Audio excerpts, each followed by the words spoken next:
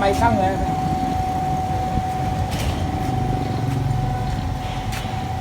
Về muốn cao thì đặt lên cái bàn, một người đưa miếng đằng trước vào, một người đón ở dưới.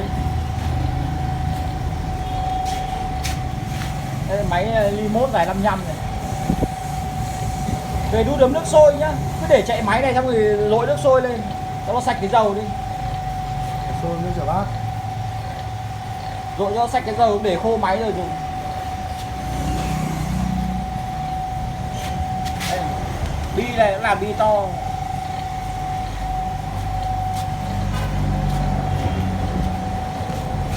Đây bộ bánh răng xích này to này, chạy rất êm. Tốc độ này là tương đối nhanh rồi đấy. Nhanh như Hơi bị nhanh quá.